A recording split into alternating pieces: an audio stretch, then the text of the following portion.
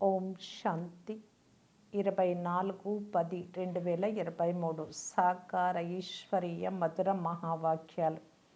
మధురమైన పిల్లలారా, మీకు చాలా విచిత్రమైన గురువు లభించారు. మీరు వారి శ్రీమతమును అనుసరిస్తే ద్వికిరీటధారి దేవతలుగా అయిపోతారు. ప్రశ్న: చదువులో ఎప్పుడూ అలసిపోకుండా ఉండేందుకు సహజమైన పురుషార్థం ఏది? జవాబు: విద్యను అభ్యసించే సమయంలో వచ్చే నిందా, స్తుతి, అవమానాలలో స్థితి సమానంగా ఉండాలి. వీటిని ఒక ఆటగా భావిస్తే ఎప్పుడు అలసట రాదు. అందరికంటే ఎక్కువగా కృష్ణుణ్ణి నిందించారు, ఎన్ని కళంకాలు ఆపాదించారు. మళ్ళీ అలాంటి కృష్ణుడిని పూజిస్తూ కూడా ఉన్నారు కనుక నిందలు లభించడం క్రొత్త విషయమేమీ కాదు. కనుక చదువులో అలసిపోరాదు. ఎప్పటి వరకు తండ్రి చదివిస్తూ ఉంటారో అంతవరకు చదువుతూనే ఉండాలి. పాట: హే కృష్ణ, జీవితానికి నీ పేరే ఆధారం. ఓం శాంతి. ఈ విధంగా ఎవరన్నారు? ఎవరు ఎవరిని ఆజ్ఞాపించారు? ఈ విషయం గోపికలుగా అనబడే పిల్లలైన మీకు మాత్రమే తెలుసు. కావున వారు తమ తండ్రి అయిన గోపి వల్లభుని స్మృతి చేశారు. అలాంటి తండ్రి పరంపిత పరమాత్మ తప్ప వేరెవ్వరూ కాజాలరు. ఎవరైతే ఉండి వెళ్ళిపోయారో వారిని స్మృతి చేయడం జరుగుతుంది. తర్వాత వారి మహిమ జరుగుతుంది. ఉదాహరణకు క్రీస్తు వచ్చారు. క్రిస్టియన్ ధర్మ స్థాపన చేసి ఎక్కడికి వెళ్ళిపోలేదు. ఎందుకంటే స్థాపన చేసిన ధర్మాన్ని పాలన కూడా తప్పకుండా చేయాలి. ఇక్కడే పునర్జన్మ తీసుకోవాలి. కానీ ఎవరు ధర్మ స్థాపన చేసి వెళ్ళారో వారి పుట్టిన రోజును ప్రతి సంవత్సరము ఆచరిస్తారు. భక్తి మార్గంలో వారిని స్మృతి చేయడం జరుగుతుంది. అదేవిధంగా వర్తమాన సమయంలో దసరా ఉత్సవము మొదలైన వాటిని కూడా జరుపుతారు. ఆచరిస్తూ ఉన్నారు అంటే తప్పకుండా శుభమే కలుగుతుంది. ఎవరైనా మంచి పని చేసి వెళ్ళారు అంటే వారి ఉత్సవాన్ని ఆచరించడం జరుగుతుంది. దీపావళి ఉత్సవాన్ని కూడా ఆచరిస్తారు. కృష్ణ జయంతిని కూడా ఆచరిస్తారు. ఎవరు ఉండి వెళ్ళిపోయారో వారి ఉత్సవాన్ని ఆచరిస్తారు. అయితే ఈ రాఖీ మొదలైన ఉత్సవాలను ఎందుకు ఆచరిస్తూ ఉన్నారు? ఏమి జరిగిందో భారతవాసులకు తెలియదు. యేసుక్రీస్తు, బుద్ధుడు మొదలైన వారు ధర్మస్థాపన చేసేందుకు వచ్చారు అని తెలుసు. ఈ సమయంలో అందరూ అశ్రీ సంప్రదాయానికి చెందినవారు, మీరు ఈశ్వరీయ సంప్రదాయానికి చెందినవారు. ఇప్పుడు తండ్రి అయిన రాముడు వచ్చి దైవీ శ్రేష్టాచారులుగా తయారు చేస్తున్నారు, లేక పరంపిత వచ్చి స్వర్గాన్ని ప్రారంభం చేస్తున్నారు, లేక పునాది వేస్తున్నారని కూడా అనవచ్చు. ప్రారంభోత్సవము అని కూడా అనవచ్చు. భారతదేశంలో శ్రేష్టాచారి మహారాజా మహారాణులు ఉండి వెళ్ళిపోయారు. సత్విగి దేవీ దేవతలు ద్వికిరీటధారులుగా ఉండేవారు. పవిత్రత కిరీటంతో పాటు రత్నజడిత కిరీటం కూడా ఉండేది. వికారి రాజులకు కేవలం రత్నజడిత కిరీటం మాత్రమే ఉంటుంది. డబల్ కిరీటధారులను సింగిల్ కిరీటధారులు పూజిస్తారు. కానీ ఎప్పుడు ఉండి వెళ్ళిపోయారో, ఎలా రాజ్యం పొందారో ఎవ్వరికీ తెలియదు. లక్ష్మీనారాయణులు ఇంతటి శ్రేష్టమైన డబల్ కిరీటధారి దేవతలుగా ఉండేవారు. వారిని అంతటి శ్రేష్టమైన వారిగా తయారు చేసిన వారెవరో కూడా తండ్రి కూర్చొని అర్థం చేయిస్తూ ఉన్నారు.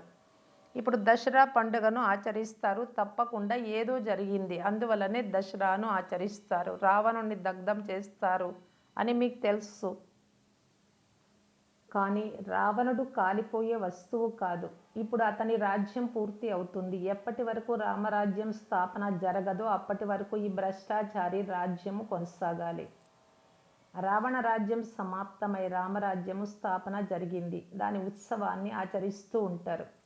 రావణుణ్ణి తగులబెడుతూ ఉంటారు. ఇది భ్రష్టాచారి అసురీ రాజ్యము అని దీని ద్వారా నిరూపణ చేస్తారు. భ్రష్టాచారులలో కూడా గ్రేడ్లు ఉంటాయి. భ్రష్టాచారము ద్వాపరయుగం నుండి మొదలవుతుంది. మొట్టమొదట 2 కళల భ్రష్టాచారులు ఉంటారు. మళ్ళీ 4 కళలు, మరలా 8 కళలు, 10 కళలు, ఇలా పెరుగుతూ పెరుగుతూ భ్రష్టాచారం కూడా 16 కళలుగా అయిపోయింది. ఇప్పుడు మళ్ళీ 16 కళా భ్రష్టాచారులను పరివర్తన చేసి 16 కళా శ్రేష్టాచారులుగా తయారు చేయి కర్తవ్యం ఒక్క తండ్రిదే. ఈ సమయంలో ఇది రావణ రాజ్యం అని, రామరాజ్యం శ్రేష్టంగా ఉండేది అని తండ్రి అర్థం చేయిస్తూ ఉన్నారు. ఇప్పుడు అది భ్రష్టం అయిపోయింది. శ్రేష్టాచార భారతదేశాన్ని స్వర్గమని అంటారు. అదే రాజ్యం ఇప్పుడు భ్రష్టాచారం అయిపోయింది. ఇప్పుడు నేను శ్రేష్టాచారి రాజ్యాన్ని శ్రేష్టాచారి రాజ్యంగా తయారు చేసేందుకు వచ్చాను అని తండ్రి చెప్తున్నారు. యాదవ కులం కూడా ఉంది, కౌరవ కులం కూడా ఉంది. యాదవ కులంలో కూడా అనేక ధర్మాలు ఉన్నాయి. ఎవరైతే శ్రేష్టాచారి దైవీ ధర్మం వారిగా ఉండేవారో వారు ధర్మ భ్రష్టులుగా కర్మ భ్రష్టులుగా అయ్యారు. మళ్ళీ తండ్రి శ్రేష్ట కర్మలు చేయడం నేర్పిస్తారు. భక్తి మార్గంలో ఉత్సవాలు జరుపుకుంటూ వచ్చారు. తప్పకుండా భగవంతుడే వచ్చారు. ఇది 5000 సంవత్సరాల మాట. తండ్రి వచ్చి భ్రష్టాచారులను శ్రేష్టాచారులుగా తయారు చేశారు. పూర్తి ప్రపంచాన్ని శ్రేష్టాచారులుగా చేయడం ఒక్క తండ్రి పనే. మరలా దానిని పాలన చేసేందుకు మిమ్ములను పైనుండి పంపుతారు. మీరు ఏ దైవీ ధర్మాన్ని స్థాపన చేశారో దాని పాలన కూడా మీరే చేయండి. ఇలా ఎవ్వరూ చెప్పరు. డ్రామా అనుసారం ఆటోమేటిక్గా జరుగుతుంది. మీరు శ్రేష్టాచారులుగా అవుతారు. అప్పుడు సృష్టి కూడా సతోప్రధాన శ్రేష్టాచారిగా అవుతుంది. ఇప్పుడైతే 5 తత్వాలు కూడా తమో ప్రధానంగా ఉన్నాయి. ఎంతో అతలాకుతలం అవుతూ ఉంటుంది. మనుషులు ఎంతో దుఃఖితులుగా అవుతారు. కోట్ల నష్టం వాటిల్లుతుంది. సత్యుగంలో ఇలాంటి ఉపద్రవాలు ఏవీ ఉండవు. నరకంలోనే ఈ ఉపద్రవాలు జరుగుతాయి. ఉపద్రవాలు కూడా మొదట 2 కళలుగా ఉండేవి. ఇప్పుడు 16 కళలుగా తయారయ్యాయి. ఇవన్నీ విపులంగా అర్థం చేయించవలసిన విషయాలు. ఈ విషయాలు అయితే చాలా సహజం, కానీ అర్థం చేసుకోరు, అర్థం చేయించలేరు. ఈ రావణుని తగులబెట్టడం ద్వాపరం నుండి మొదలవుతుంది. 5000 సంవత్సరముల నుండి జరుగుతోంది అనేందుకు వీలు లేదు. భక్తి మార్గం ప్రారంభమైనప్పుడే ఈ ఉపద్రవాలు కూడా ప్రారంభం అవుతాయి. ఇప్పుడు మళ్ళీ రావణ రాజ్య వినాశనము, రామరాజ్య స్థాపన ఎలా జరుగుతుందో మీకు తెలుసు. రావణుడు ఎవరో మనుషులకు తెలియదు. నిజానికి లంక ఏదీ లేదు. సత్యుగంలో లంక ఉండదు అని తండ్రి అంటూ ఉన్నారు. ఈ సమయంలో చాలా ఎక్కువ మంది మనుషులు ఉన్నారు, కానీ ఆ సమయంలో చాలా తక్కువ మంది మనుషులు ఉంటారు. యమునా నది తీరం ఉంటుంది. అజ్మీర్లో వైకుంఠం యొక్క నమూనాను కూడా చూపిస్తారు, కానీ దాని గురించి అర్థం చేసుకోరు. బంగారు భవనాలు మొదలైన వాటిని తయారు చేసేందుకు అక్కడ పెద్ద సమయం ఏమీ పట్టదు. మిషన్ల ద్వారా తక్షణమే కరిగించి ఇటుకలు తయారు చేస్తారు. ఈ సైన్స్ ద్వారా వినాశనం జరుగుతుంది అని, మళ్ళీ అదే సైన్స్ మీకు అక్కడ ఉపయోగపడుతుంది అని పిల్లలైనా మీకు తెలుసు. ఇప్పుడు ఈ విమానాలు మొదలైనవి సంతోషం కొరకు తయారు చేస్తారు. వాటి ద్వారానే వినాశనము చేస్తారు. కనుక ఈ విమానాలు సుఖం కొరకే కాదు, దుఃఖం కొరకు కూడా ఉన్నాయి. అల్పకాల సుఖం ఉంది. 100 సంవత్సరాల లోపలే ఈ వస్తువులన్నీ వెలువడ్డాయి. కావున 100 సంవత్సరాల లోపలే ఇవన్నీ జరిగినట్లయితే వినాశనం జరిగినప్పుడు క్రొత్త ప్రపంచంలో ఎంతో కొద్ది సమయంలోనే వస్తువులన్నీ తయారవుతాయి. మీరు ఆలోచించండి. అక్కడ క్షణంలో బంగారు భవనాలు తయారైపోతాయి. భారతదేశంలో ఎన్ని బంగారు వెండి భవనాలు, రత్నాలు మొదలైన వాటితో పొదగబడి తయారవుతాయి. అక్కడ పెద్ద దర్బార్ తయారవుతుంది. రాజులు ధనవంతులు పరస్పరంలో కలుసుకుంటూ ఉంటారు. దానిని పాండవ సభ అని అనరు. దానిని లక్ష్మీనారాయణల రాజధాని సభ అని అంటారు. రాజకుమార రాజకుమారీలు వచ్చి కూర్చుంటారు. బ్రిటిష్ ప్రభుత్వం ఉన్నప్పుడు కూడా రాజకుమారుడు రాజకుమారి మహారాజుల పెద్ద సభ జరిగేది.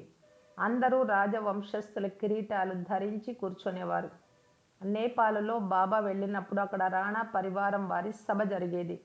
పెద్ద కిరీటధారులైన రాణాలు కూర్చునేవారు. వారిని మహారాజా మహారాణులు అని అంటారు. మళ్ళీ వారిలో కూడా నెంబర్ వారుగా ఉంటారు.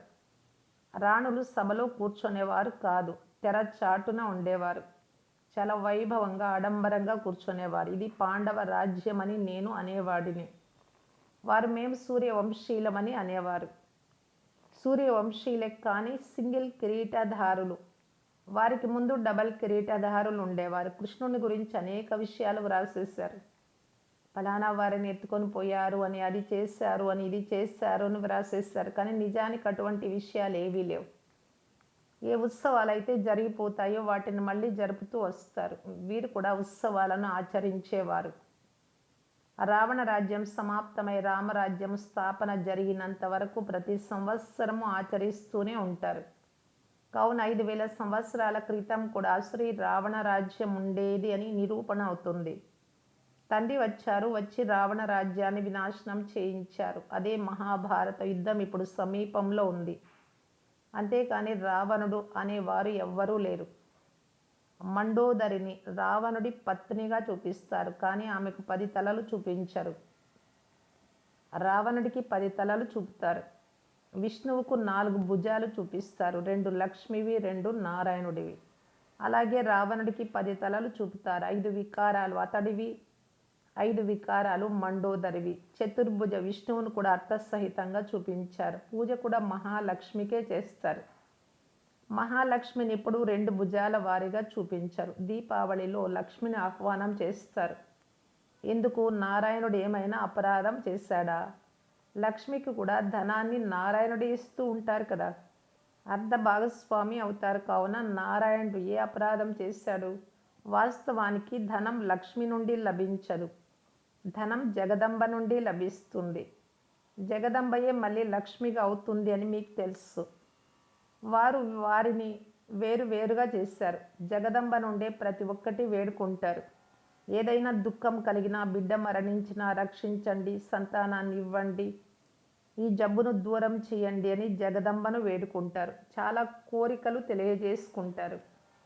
లక్ష్మి వద్దకు ధనం కావాలి అనే ఒకే ఒక కోరికను ఉంచుకొని వెళ్తారు. జగదంబ అన్ని కోరికలను పూర్తి చేయువారు. వీరే ధనవంతులుగా చేస్తారు. ఈ సమయంలో మీ కోరికలన్నీ పూర్తి అవుతాయి. ఎలాంటి ధనము ఇవ్వరు, కేవలం చదివిస్తారు తండ్రి. దీని ద్వారా మీరు ఎలాంటి వారుగా అవుతారు, మళ్ళీ లక్ష్మిగా అవుతారు. అప్పుడు ధనవంతులుగా కూడా అవుతారు. అన్ని ఆశలను పూర్తి చేసే శక్తి ఈ సమయంలో మీలోనే ఉంది. జగదంబ దానం ఇస్తుంది, లక్ష్మి దానమునివ్వదు. స్వర్గంలో దానమునివ్వరు, ఆకలి ఉండనే ఉండదు, పేదవారు ఎవ్వరూ ఉండరు. సత్యుగంలో రావణుడు ఉండడు. ఇక్కడ రావణుడిని తగలబెడతారు. దసరా తర్వాత దీపావళిని ఆచరిస్తారు, ఖుషీగా ఆచరిస్తారు. ఎందుకంటే రావణ రాజ్యం వినాశనమై రామరాజ్యం స్థాపన జరుగుతున్నప్పుడు ఖుషి ఉంటుంది కదా. ప్రతి ఇల్లు ప్రకాశమయమవుతుంది. మీ ఆత్మలోకి ప్రకాశం వచ్చేస్తుంది. ఏ వస్తువులు సంగమ యుగంలో ఉంటాయో అవి సత్యుగంలో ఉండవు. మీరు త్రికాలదర్శులు. అక్కడైతే మీరు ప్రాలబ్ధాన్ని అనుభవిస్తారు. ఈ జ్ఞానాన్ని పూర్తిగా మర్చిపోతారు. స్వర్గంలో సంగమ యుగంలోనే వినాశనము మరియు స్థాపన రెండు జరుగుతాయి. స్థాపన జరిగిపోతే ఇక చాలు. ఈ ఉత్సవాలు మొదలైన వాటి జ్ఞానం మీకే ఉంది. అజ్ఞాని మనుషులు ఏమీ అర్థం చేసుకోలేరు. చాలా ప్రదర్శన చేసేస్తారు, కానీ నిజానికి ఏమీ లేదు. మీరు ప్రాక్టికల్గా చూస్తున్నారు. సత్యుగంలో ఇవేవి ఉండవు అని మీరు ప్రాక్టికల్గా చూస్తున్నారు. నారదుడి మాట కూడా శాస్త్రాలలో ఉంది. మిమ్ములను కూడా అడుగుట జరుగుతుంది, బాబా మేము లక్ష్మిని వరిస్తాము లేక నారాయణ్ణి వరిస్తాము అని మీరు అంటారు. అప్పుడు తండ్రి నాలో ఏ వికారము లేదు కదా అని స్వయాన్ని చూసుకోండి అని చెప్తారు. ఒకవేళ క్రోధము మొదలైన ఉంటే ఎలా వరించగలరు అని అంటారు. సరే, ఇప్పుడు సంపూర్ణులుగా ఎవ్వరూ అవ్వలేదు, కానీ అవ్వాలి. ఈ 5 భూతాలను తరిమేయాలి. అప్పుడే ఇంతటి పదవిని పొందగలరు. గురువు కూడా చాలా విచిత్రమైన వారు లభించారు. తండ్రి అయితే సర్వగుణ సంపన్నులు, జ్ఞాన సాగరులు, ఆనంద సాగరులు. కావున ఎవరైతే వచ్చి పిల్లలుగా అవుతారో వారిని కూడా సర్వగుణ సంపన్నులుగా, డబల్ కిరీటధారులుగా తయారు చేస్తారు. మీరు అలా తయారవుతూ ఉన్నారు. దేవతలకు 2 కిరీటాలు ఉంటాయి. బాబా నుండి ఆస్తి తీసుకున్నటకు మీరు వచ్చారు. వారసత్వమును తీసుకోవాలి, చదువుకోవాలి. పాయింట్లు చాలా వస్తూ ఉంటాయి. ఒకవేళ చదవలేదు అంటే ఇతరులకు ఎలా అర్థం చేయించగలరు? డ్రామా ఉన్నది ఉన్నట్లుగా పునరావృతం అవుతూ ఉంది. ఈ జ్ఞానాన్ని ఇప్పుడు మీరు తెలుసుకుంటారు. తర్వాత ఇది అదృశ్యం అవుతుంది. ఇప్పుడు ఏ లంకనైతే చూపుతున్నారో అది కూడా లేదు. రావణుడి జన్మ ఎప్పుడు జరిగింది? ద్వాపరయుగం నుండి దేవతలు వామ మార్గంలోకి వెళ్ళారు కనుక వికారులుగా అవ్వడం ప్రారంభమైనది అని వ్రాయబడినది. భక్తి కూడా మొదట అవ్యభిచారిగా ఒక్కరినే పూజ చేసేవారు. తర్వాత వ్యభిచారి భక్తి అయిపోయింది. ఇప్పుడు మనుషులు తమ పూజలు చేయించుకోవడం మొదలుపెట్టారు. నేను వచ్చేది భ్రష్టాచార ప్రపంచాన్ని వినాశనం చేసి శ్రేష్టాచార ప్రపంచ స్థాపన చేసేందుకొని బాబా చెప్తున్నారు.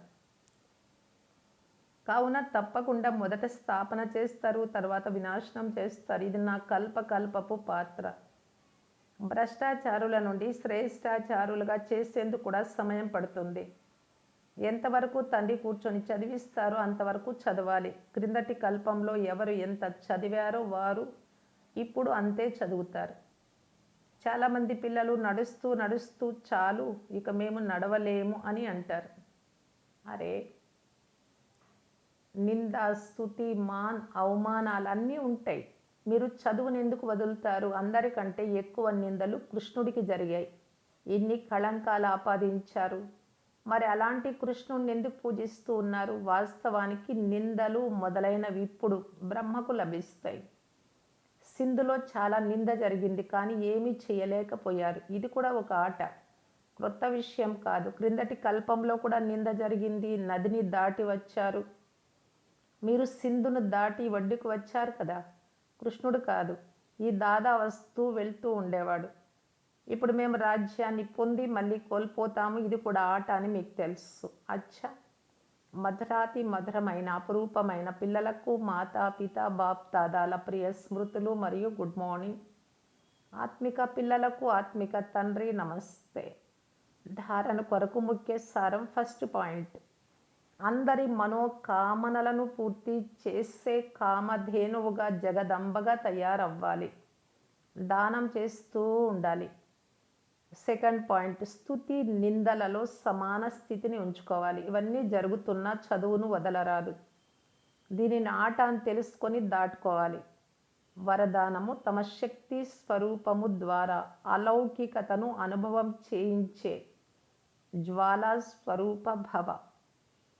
ఇప్పటి వరకు తండ్రి దీపం యొక్క ఆకర్షణ ఉంది. తండ్రి యొక్క కర్తవ్యము నడుస్తోంది. పిల్లల కర్తవ్యము గుప్తంగా ఉంది. కానీ మీరు శక్తి స్వరూపంలో స్థితమైతే మీ సంపర్కంలోకి వచ్చే ఆత్మలు అలౌకికతను అనుభవం చేస్తారు. ఎప్పుడైతే సంఘటిత రూపంలో మీరు జ్వాలా స్వరూపంగా లైట్ హౌస్గా అవుతారో అప్పుడు మంచిది మంచిది అంటూ అనే వారికి మంచిగా తయారయ్యే ప్రేరణ లభిస్తుంది మీ నుండి. మాస్టర్ సర్వశక్తివంతుని స్టేజ్ పైకి వచ్చేస్తే అందరూ మీ ముందు దీపపు పురుగుల సమానంగా చుట్టూ తిరగడం మొదలవుతుంది. స్లోగన్, తమ కర్మేంద్రియాలను యోగ అగ్నిలో కరిగించువారే సంపూర్ణ పావనమవుతారు. అవ్యక్త ఇషారా, సర్వ ఖజానాలను సఫలం చేసి సఫలతా స్వరూపంగా కావటానికి బాప్ దాదా తెలియజేస్తూ ఉన్నారు. సదా తనను డబల్ లైట్గా భావించి సేవ చేస్తూ వెళ్ళండి. ఎంత సేవలో తేలికగా ఉంటారో అంత ఈజీగా ఎగరగలరు, ఎగిరించగలరు. డబల్ లైట్ అయ్యి సేవ చేయటము, స్మృతిలో ఉండి సేవ చేయటమే సఫలతకు ఆధారం.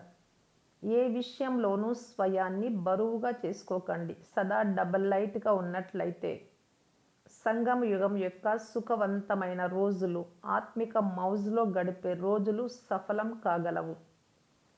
సంగమ యుగం యొక్క ఒక్కొక్క రోజు చాలా వాల్యుబుల్, మహాన్ సంపాదన చేసుకునే రోజులు. ఇలా సంపాదన చేసుకునే సమయాన్ని సఫలం చేసుకుంటూ వెళ్ళండి. ఓం శాంతి.